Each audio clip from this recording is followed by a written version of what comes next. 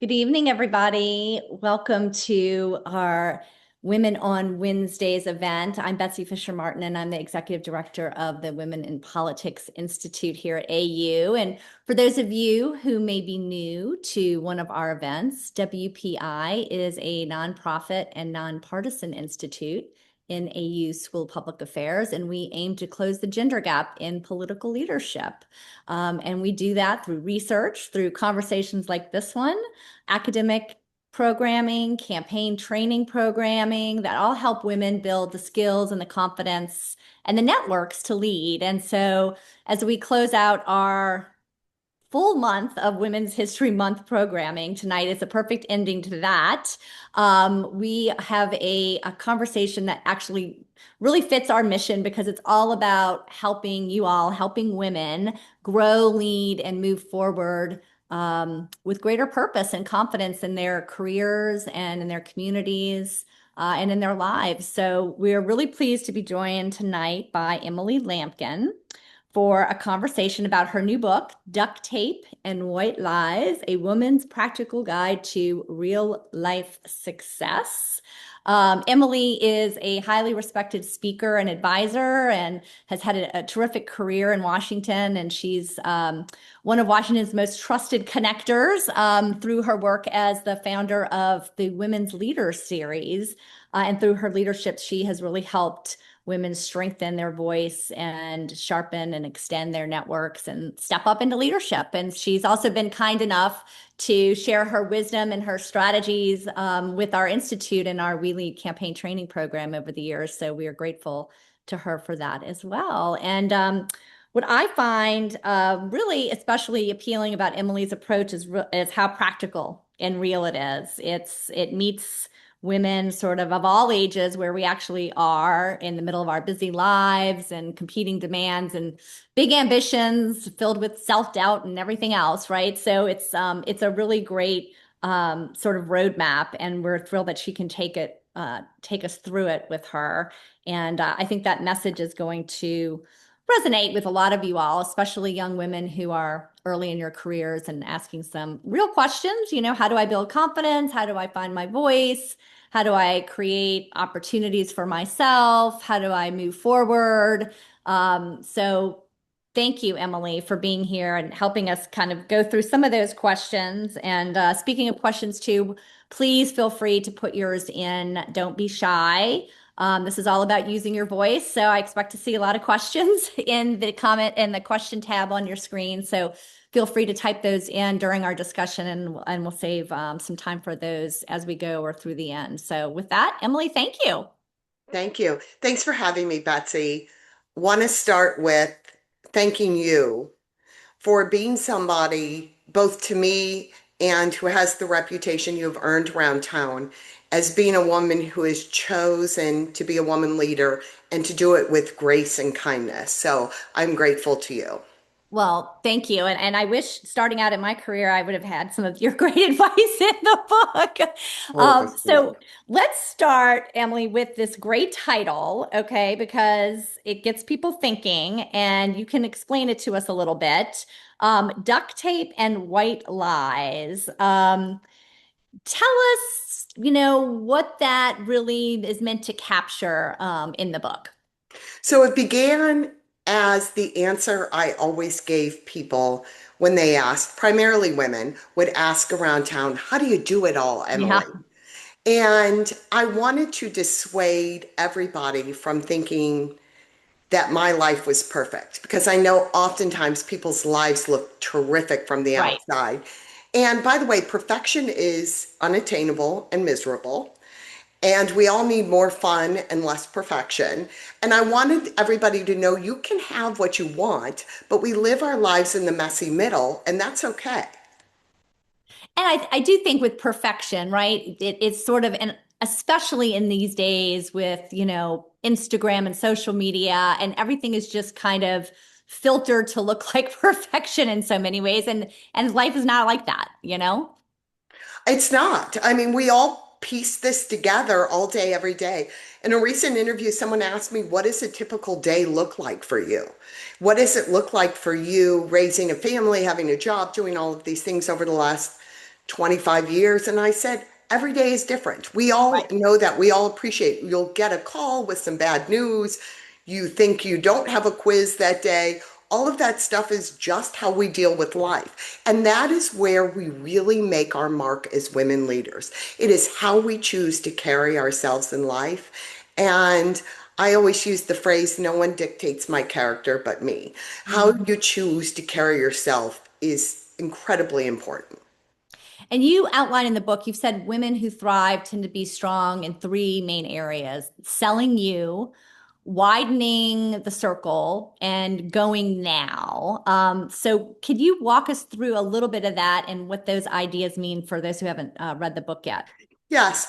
For years, while I was working in Washington in politics and government and business, I was observing what made women successful, and not just the ones with fancy titles, but who was thriving in their life, who was getting up in the morning and liked their life. And I realized over the course of time, taking notes on my phone, that these women excelled in three areas. Selling you. They had built a message around themselves. They knew what their competition or opposition had on them, and they were heading them off with a positive message about themselves. They knew how men and women communicate differently. By the way, if you're communicating with men the same way you're communicating with women, you're losing. Our brains are wired differently. We approach things different. And I'm going to stop and give you a really quick example of this because I think it's critical. We women are looking for consensus and commonality amongst ourselves. That's often why our conversations take longer to start. Men's brains are wired that in a conversation, somebody's the one up and somebody's the one down. And this is all important because when I'm talking to women, I like to use the term we. We like to have this commonality, and that term works better. I am rarely going to interrupt a woman. That may hurt her feelings, it may upset her. With a man, I'm going to use the term I. And when you're talking to them, Mhm. it is really important that you take credit for your accomplishments. And you've got to be clear. You can't be dancing around the sides on it. They don't pick up on the dancing around the sides thing. They need it clearly laid out. I will even interrupt a man, but the most important thing to a man is that you show respect. Respect is actually more important to men than love. And so Mm. when you're doing this, I will say something such as, if I'm going to interrupt them, say, oh, you'll appreciate this. I'm going to show respect and I'm going to get their buy-in before I even start. So Mm. that was one of the things that is critical about being great in communicating. And finally, you need to have a selling you pitch. It's all outlined in the book. But what you have to do is start asking for what you want. Right. We never get things unless we ask. We're not always going to get it. Second is widening the circle. You need to build and maintain a dynamic network, both in person and on social media. And finally, going now. More than 50% of the women on this globe are unsatisfied with their lives because they gave up on their dreams. And I'm not talking about that dream when we were little that we wanted to be a cowgirl or supermodel. I'm talking about the stuff that if you stop and spend a few moments with yourself, you know are important to you. And we need to get going. And I use this term dream slashers. And none of you have to be worried if you're not familiar with the term because I made it up. But these are all the things we do to get in our own way. And what I find is most of the time when women are not thriving, it's because they're in their own way. Yeah. And I want to go through each of these things with you a little more in depth. On the selling you front, I remember you speaking of kind of how women and men speaking to them differently. You told this great story too about when you were speaking to We Lead about how to ask a man for help. That men, like if you need something, men want to be helpful. They're naturally fixers. Yes. So when you need to vent about a bad day, that's typically better for moms, girlfriends, and therapists. They are not good at that. But if you need help, and they respond to literally that term, I need your help, or I could use your help. And I've been told at times that that is not very feminist. I can't think of anything more feminist than understanding who your audience is and going to them in a way that you're going to get what you want. And if you Yeah. say this, they'll go do it. And all they're asking for in return is a thank you. Yeah. Now, a lot of young women are uncomfortable talking about themselves, selling what they can do, right? It's hard for so many women. Many of us were taught, I'm from the South, right? That's not polite. You can't be doing that. How why is that so hard for so many women? And how do we think about trying to be a little more forward facing on that? I was just doing a TV interview in New York with an anchor who's in her 60s, and she said she still struggles with this. Yeah. And it only took time over the course of her career, to your point about wish we knew all of this earlier. Yeah. And so, lucky women on this tonight, um, that she realized she couldn't just do the job really well. She had to go tell people about how she did her job really well. One of our strengths as women is storytelling. And rather than reading your resume, Hmm. you need to be able to tell a fast story, 30 to 60 seconds, where you introduce yourself and you tell a story of kind of who you are in your career path or whatever the environment you're in and what it is you want. And it's not a comfortable place for us. To your point, there's a lot of reasons there. There's cultural context. There's again just the way women's brains work, all of that that get in our way. But we have to get comfortable doing that. If you want to get ahead, you've got to get comfortable doing that. And there's ways to do it that, you can speak of your accomplishments, speak what you did, but you don't have to be like, oh, she's bragging all the time because nobody wants to be around that either, right? They don't. Those are the try too hards. Yeah. Yeah. And I am very practical. I have a Midwest practicality about me. The only way I know how to get good at this, the only way I got good at this was by practicing. You try something out. You see how it goes. See how you need to adapt it along the way. I talk about in the book and in the Women Leader series this person I call a swimsuit friend. And that's that friend of yours that you would take shopping with you to buy a swimsuit because she's going to tell you the honest truth. Hmm. And put something together. Here's how I would sell myself. And practice it with that swimsuit friend because she's going to give you honest feedback about how you may need to adjust it. Does it come off right? Are you just stuck in your own head and you nailed it and you don't sound braggadocious? You just think you do. And what are some of those communication habits that we fall into that hold us back? We always hear about, apologizing too much, that kind of a thing. We apologize too Yeah. much. And Yeah. and not only do we all need to get out of that habit ourselves, Yeah. but we need to help each other get out of that habit. One thing I do when women apologize to me when it's not necessary is I tell them, "Oh, you didn't owe me apology. We do that too much." Hmm. Just to remind everybody in a nice way, we all got to get out of the habit.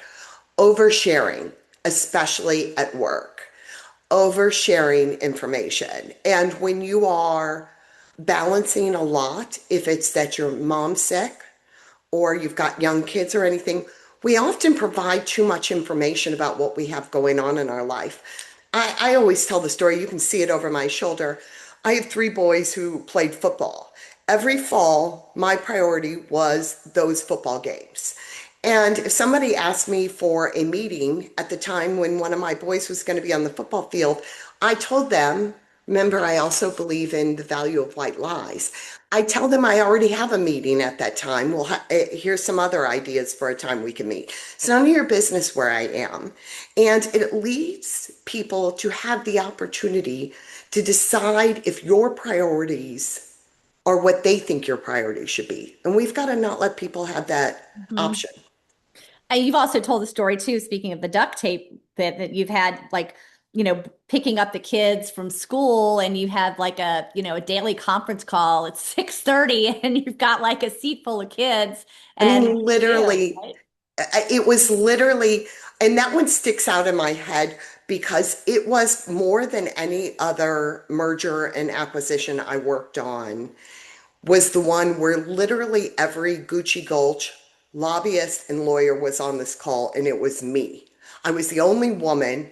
I am probably 20 years younger than the rest of them, and I assure you, all of them are sitting in their gilded offices without a care in the world. And I'm in full panic because I have to pick up those boys by 6 p.m. from daycare. And we've got to drive home and they are tired and they are hungry. So I would hand out Pez dispensers to them with candy. And there's lots of people who would be happy to sit in judgment of me for doing that in order to keep them quiet, in order to get through that call. I don't care. Yeah. I can't worry about that.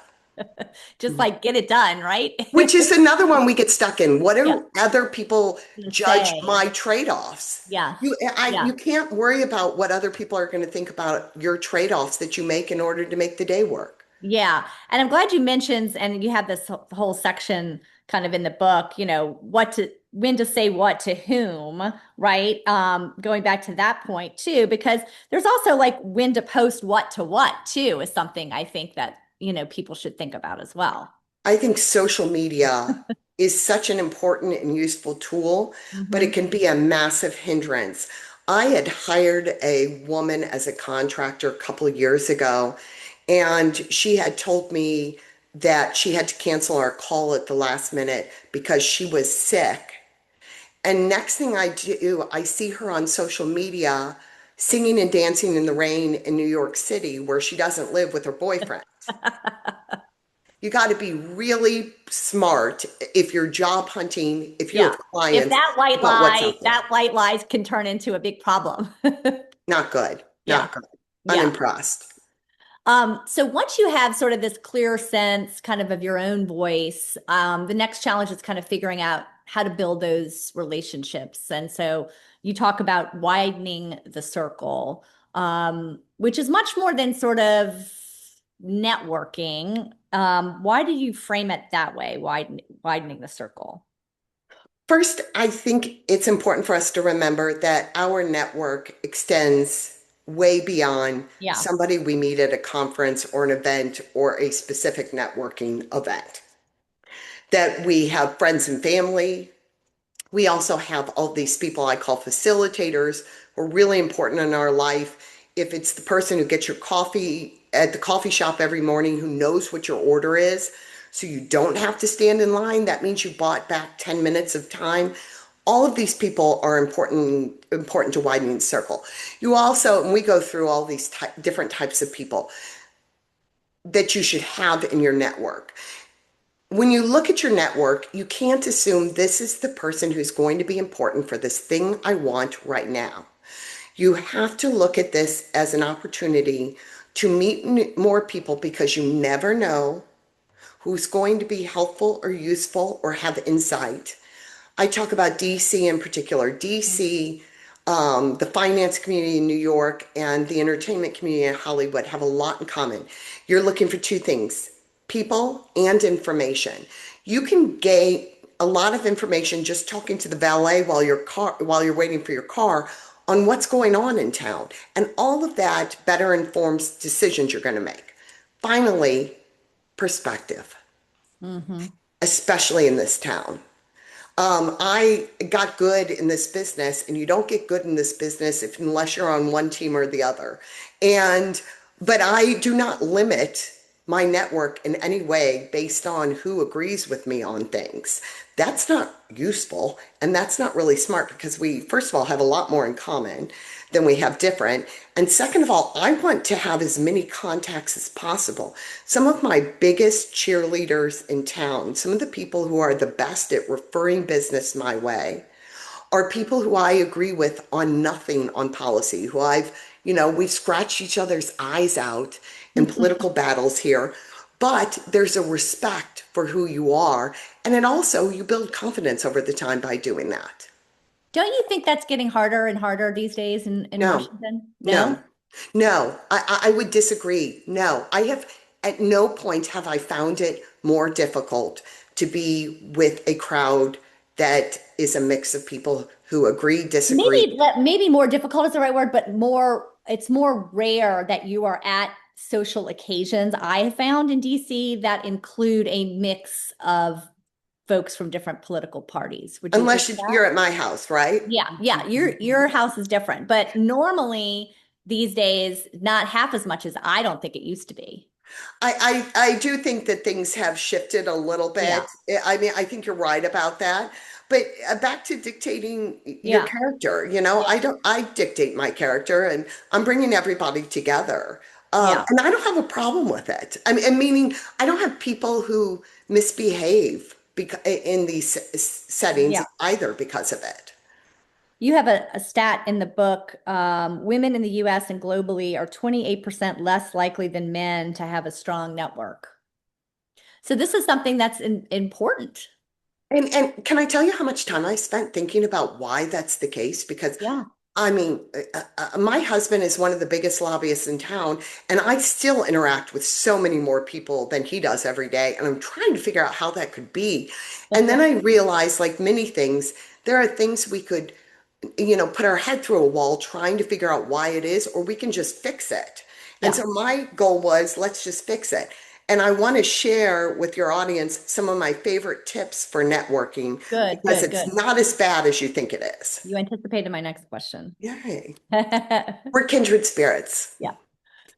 So what are some of those good tips? I've been given the green light. Can I Yeah. go?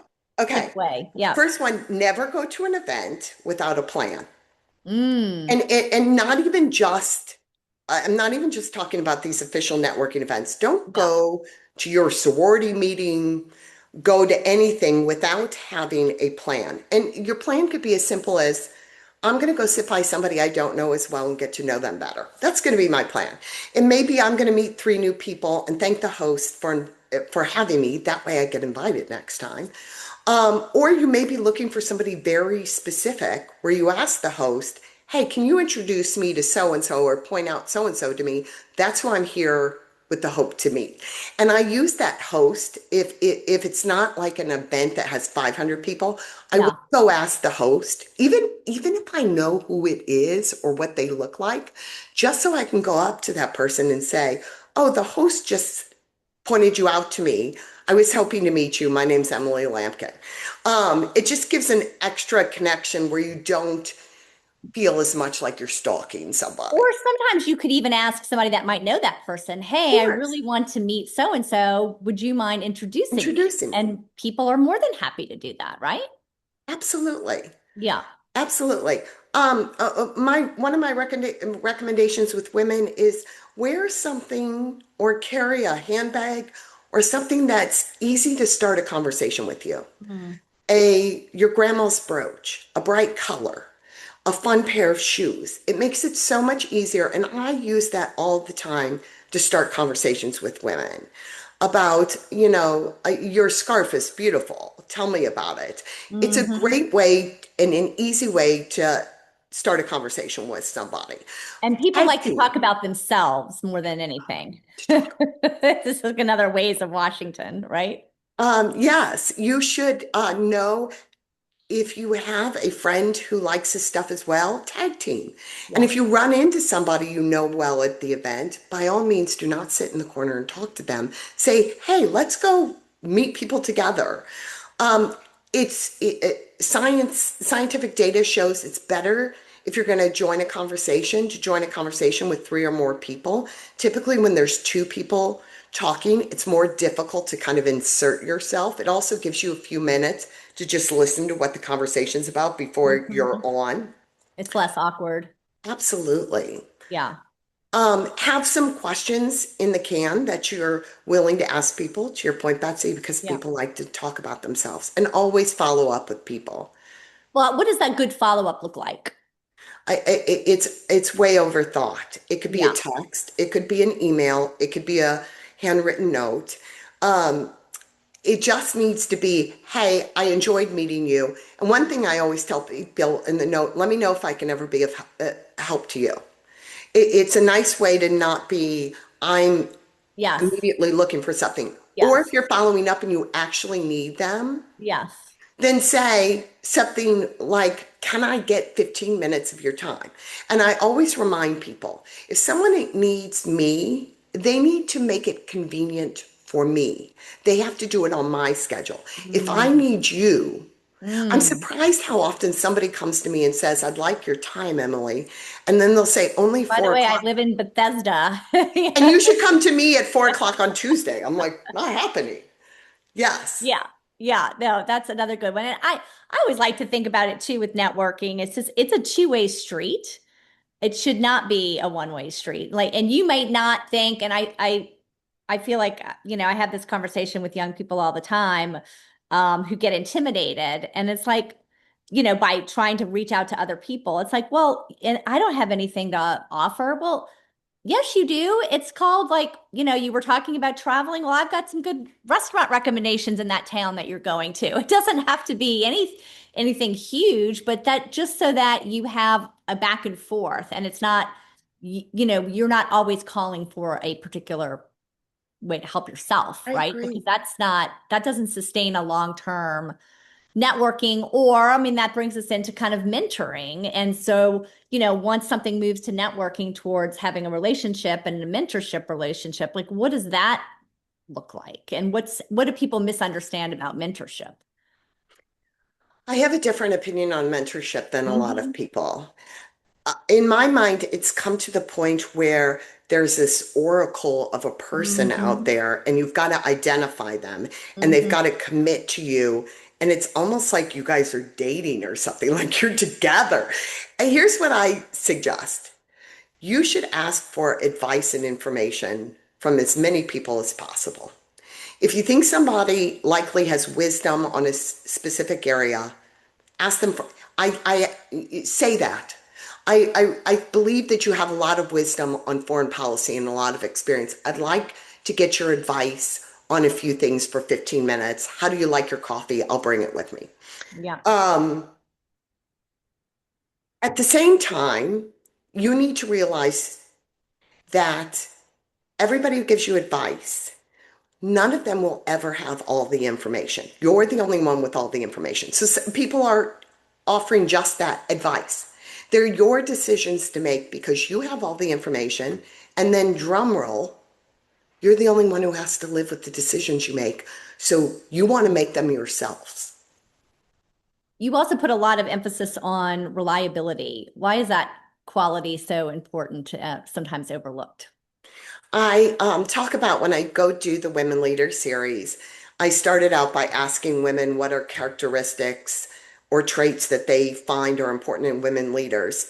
And it doesn't matter where I am in this country, what age group I'm in, or anywhere in the world, I could all but write this list before I walk in the room. I get the same answers every time. And I have only once had a woman tell me a version of reliability.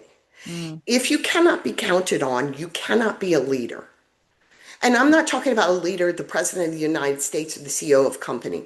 You can never be somebody who is in the positions that we want to be of confidence and trust if you can't be reliable. When you say you're going to do something, you need to do it. And the worst answer I hear about a lot of things is I'll try. Mm. Like, I either need you in or out. And when Yeah. you're looking at employers and they hand you something, now, could things go awry? Of course. And then you go back and let them know. We just fell into a sinkhole we didn't see coming. But when you take it, you got to say, I got it. I got this. I Yeah. got it. Yeah. You also talk that the third point there is sort of this going now aspect, right? And you talk about going now rather than waiting for sort of the perfect moment. Why do so many women wait? I don't know why we tend to wait, but I know we make up all sorts of what seem like plausible excuses for why it can't happen. Yeah. When I graduate, then I'm going to. When my kids are older, when my mom's not sick, when I lose 20 pounds, when I get the promotion, when I have the first batch of investment money, then I'm going to. It will never come. You've got to go do it. And sometimes I'm asked if you have just one piece of advice. My one piece of advice is you have to take risks. These Mhm. women who are thriving in their lives, who are satisfied with their lives, take risks. And they take risks because they don't live with regret. And women who live with regret that they woulda, coulda, shoulda are the ones who are not happy with their life. And what Now, do you mean by risks, Emily? yeah, I was going to say, now Yeah. risk is different for all of us. Yeah. And sometimes I'm talking to young women who are looking to squeak out their portion of the rent and buy a sandwich. That means they can't take the unpaid internship. That is true. Don't take the risk where you can't afford to feed yourself and house yourself. Yeah. By the way, I would still apply to the unpaid internship. And if I get it, I would go and say, hey, here's my financial situation. I could do it though for 19.50 an hour. Never turn down a job you haven't been offered. But we all define risk differently. And the more risks you take, the more you realize you can take more. And what the big popular term is now, scale up. Rather than thinking, I could actually apply for that job in Baltimore because it's just 1 hour away, all of a sudden you realize I could apply for the job in Philly and in Boston because I applied for that job in Baltimore and I realized I could live somewhere new and I can make new friends no matter where I am. So taking risks is critical, and things are not going to work out all Yeah. the And time. in some ways, it can be easier to take risks earlier in your career. Well, you oftentimes have fewer obligations. The vast Obligation. majority of Yeah. American women are caretakers for more Yeah. than one person. This is the ideal time in your life where you're likely not a full-time caretaker for someone else. Yeah. And where you have that kind of flexibility, whether the later on, and it's not easy to go take that job in New York when you've got three kids in school and a partner who's working in the same town, right? Yes, and they've offered you $34,000 a year for you, your husband, and your three kids. Yes, that job in New York becomes harder to take. Yes. Yeah. You also say that asking for what you want is a big part of this. You have to ask for what Yeah. you want. What are some of the smaller asks that young women should start practicing now so the bigger ones can come land easier later? And by the way, this is not advice I give to young women. It is advice I give to all women Right. because most of us are not in the habit of asking. And it is a muscle that you just got to start flexing. Here's some easy asks. I'd like to learn more about you. Um, the one I talk about that always gets a giggle is with women, I often say, I'd like to be your friend. It doesn't mean we're going to be best friends. And nobody, but I've never had a woman turn me down that I said, I'd like us to be friends. I will warn women you can't use that with men because men confuse friendship with other things. Yeah. So it's something best used with women. I'd like to learn more about your expertise. Tell me about that trip you just took. Anything where you get used to it. Do you know of any job openings in your industry that I might want to be looking into? That way, you're not specifically asking for a job, a promotion, investment money. That way, when you're asking for that stuff, you're in the habit and it's a lot easier. I know we talked earlier about sort of the Pez candy in the back seat and sort of work-life balance, but I just want to dive into that a little bit more because this sort of, we're holding it all together. What do you think women most need to hear about sort of this, elusive work-life balance that we're always asked about? I've never seen it, that Yeah. somebody's got a great balance. I've never heard anybody who's honest tell me that they've got it and it's nailed. I would love to meet that unicorn if they're out there. I think we have to, that's why I said we have got to not judge ourselves and Yeah. judge how other women do this because all of us are making trade-offs every day in order to make things work. I talk about in the book, if you need to give your kids, those dinosaur chicken nuggets like 3 nights a week, they don't mind, and it is not that bad for them. All three of my kids are healthy and moving They're along in fine. life, even though they were on that Pez, sugar high during that merger. I mean, like, all of this works just fine. And it means that it means there's days you're going to go to work on three Yeah. hours of sleep. Yeah. Yeah, and thinking about how women can stay, ambitious without feeling like they have to do everything equally as well, all at once, all at the same time, right? I mean, life is a little bit of up and down, treadmill, fast, slow. It doesn't, you always don't have to move at warp speed either. And you don't always have to be the person Yeah. who does everything. I mean, Yeah. I give a list of ways to say no without saying no in the book for a reason. We've got to be able to say no. Yeah. What is thinking about young women now going into careers and then also thinking about women who may be in careers who want to do a second act. Talk a little bit about, transitioning to a different career path, at a later stage in your life and why that's becoming more and more common now and why it's also something I think young people should think about in terms of like the career that you may have in your 20s is may not be the career you have for the rest of your life. I think we need And to that's look at okay. them less as careers Yes. and more as skills we're gaining Yes. and opportunities we see in front of us Yeah. and taking in what we're enjoying or passionate about. Remember, I was talking about these women being satisfied with their life, that I'm doing something that satisfies me, Yeah. that makes me want to get out of bed in the morning. It is the number one thing, a trend that I don't see covered much is women who are 20, 25, 30 years into their career wanting to do something different. And they believe they're the only one who's thinking like that. And I tell them, by the way, everybody else is thinking the exact same thing. And I I ask them to put together a list of what they might do, and they're immediately going to tell me, "Oh, I don't know." And Yeah. they exactly know, and they'll put a list together, and then they'll bring it to me, and I'll say, "Okay, do everything on the list. Just try it all." Um, so it allows you the opportunity to know your skills and what you like, and it's a perfect opportunity to try something new and enjoy it. What does success look like to you now compared or to earlier in your own career?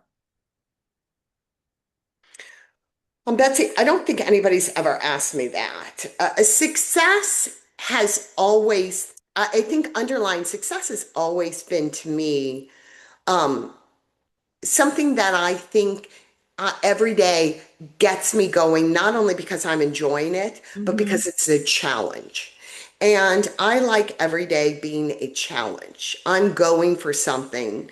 That is what success looks like to me. And I, what I what I do have to constantly get myself out of the habit of doing, and I think many of us do, is not comparing myself to other people. That other people may have made more money than me or have a lot more free time than I do. I can't worry about if somebody has more free time or has more money. I've got to be driving my Emily path. And if I'm comparing myself to others, that is what success doesn't look like Yeah. because I'm never going to be satisfied. Yeah. And it just not a healthy sort of environment either to put yourself in. No. It's like, um, what do you think young women most often underestimate about themselves when they are just starting out, when they are thinking about, what they want to do for jobs, what they're thinking about success looks like? What do they most kind of underestimate about themselves? They have an immense amount of skills and Yeah. expertise, an immense amount of skills and expertise, and things that the rest of us don't have. Arthur Brooks wrote that great book a few years ago, From Strength to Strength, about the panic that people our age, Betsy, have about Mhm. them because they have so many skills and just natural insight into things that we don't and how they should capitalize on that. And it doesn't mean if you go in as the social media marketer at a place, you're stuck there forever, but use it to wiggle your way in and then start taking ownership of other stuff. Exactly. And what about setbacks? Because we've all had them, right? How do you recover from those, a setback or a moment that like really shakes your confidence? They are hard. Hmm. And I had one last year where I had a group of women who really belittled me. And it lived with me full time for like 72 hours. I mean, Mm. it devastated me.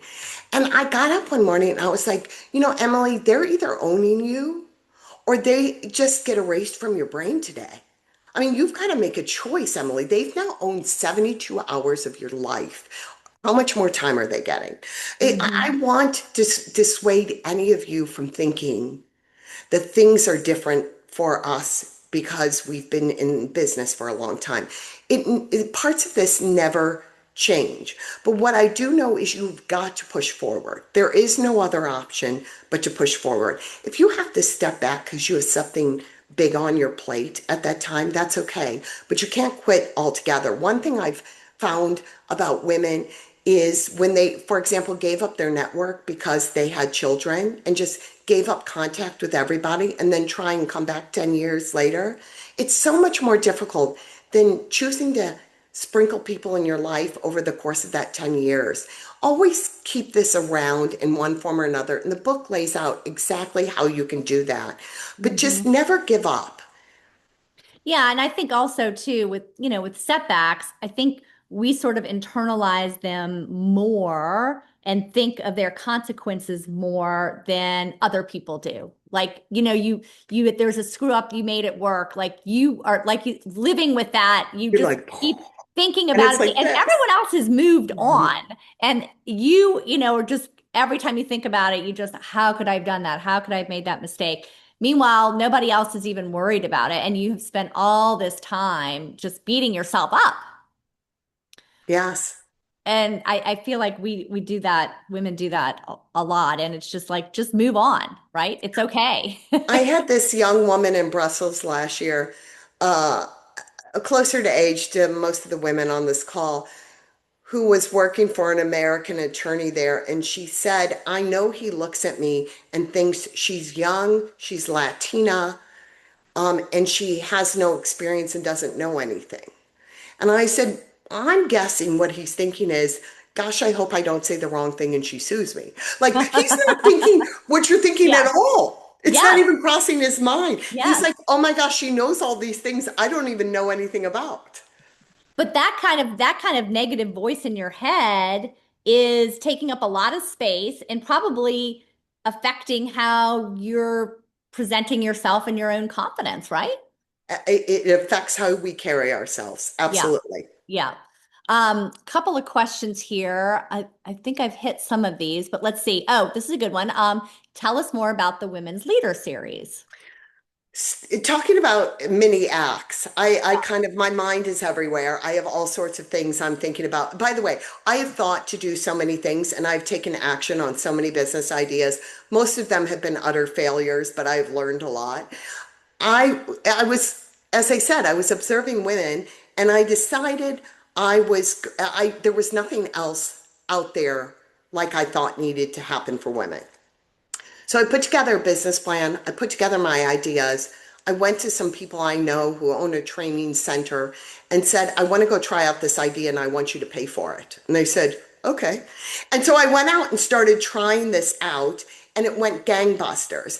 And Mhm. what it is a workshop format. It's interactive. I don't need to talk to people for long periods of time, just at them. And I do it at conferences, at schools, at trade shows, in businesses. And we talk about just what we're talking about here, these skills that are critical to women being leaders and being confident and finding success for themselves. And I now teach it here and around the world. I now teach it as part of the U.S. State Department Speakers Program. Our State Department sends me out to share these core American values of women empowerment and entrepreneurship. And here's what I come back with. We have so much in common. This is the same thing that women are thinking about in Brazil and in Yeah. Brussels and in Korea. So true, right? Let's see. Here's another question. This is a good one about public office. You highlight empathy as an innate skill that uniquely qualifies women for public office. In many instances, we've seen prominent leaders discuss the disadvantages and dangers of empathy in politics. How would you respond to these arguments? Why do you feel that empathy is essential in public office? I think empathy is a strong skill of women and it is expected of us. And the only time you notice it with women is when they're missing it. I Mm, don't know who's saying that it shouldn't be a part of public office. All of the great women leaders I know are empathetic and have shown empathy. And the example I give that many are familiar with, there was a hearing post October 7th on the Hill with three women who were presidents of their universities. And there were kids who were terrified on their campus, and there were parents who were terrified for their kids on campus. And all of those women were trained by attorneys on how to handle this hearing, and not one of them ever showed any empathy, mm, saying, I get that I'm responsible for kids who are scared. You didn't even say that. And guess what happened after that hearing? Two of them lost their jobs mm-hmm. for not just showing some basic empathy. Right, right. I'm For not being talking like about too, crying and yeah, blubbering and falling yeah, apart and being weird. I'm just yeah, talking about, I get it. I get yeah, that you're human beings. yeah. Here's another question about networking. Your work emphasizes, this is from June, your work emphasizes the importance of networks in politics. Access to elite networks is often unequal, especially for women of color or outsiders. How can someone realistically build influence without proximity to power? I always describe myself, I was nobody important. I'm not from, I mean, I understand I'm not a person of color. I am married to a person of color. I have children who are people of color. Um, but I didn't go to a fancy school, not from a fancy family, had no connections in this town. All I knew is what I had was an ability to interact with human beings, and I was going to out hustle everybody. And at times I hear, we shouldn't have to work harder than everybody else. I don't know what to tell you. I just chose this is the way to get ahead. I'm going to outwork everybody there. Now, you're right. There are so many things I don't get invited to, and this business and so many businesses are clubby, and there's lots of things I will never be included in. The only thing I can do is bring people together myself. Mm-hmm. I chose a long time ago that I was going to bring people together, and I was going to again widen that network amongst people I knew. And here's what I came to find out. Very interesting. I extend invitations to what I call the intimidating people as well. They don't always get to be invited to things, and they don't always get to mix with people who are different, and they're looking for the same thing. 2 second story. I happened to become friends with one of the ambassadors, which was just, if I went into the whole story, just a complete fluke as it is. But it was only because I was the only friendly, normal person at this incredibly stuffy event where she happened to be. And she said, we would like to know more about kind of the politics before the election. I said, why don't I have a bunch of people over on my back patio? I'm like, I was serving back patio, like peanuts and wine on my back patio. And she invited all the ambassadors, and guess what? They came in huge numbers to my back patio rather than all the fancy places in town. I think sometimes we get into our own head too, that things Mm-hmm. have to be fancy or somebody fancy has to call it together for us to do the invitations. Mm-hmm.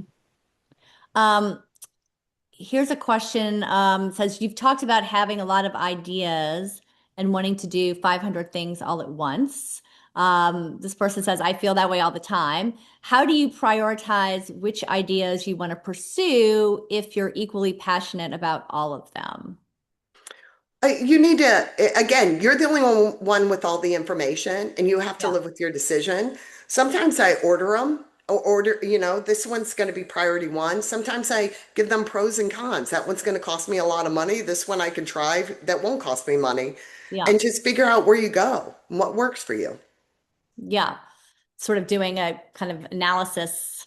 Oh, but I don't let my husband telling me I'm not so get in the way of me doing my ideas though, just so you all know that. There's a question. We unpacked the duct tape in the title, and there's a question about unpacking the white lies.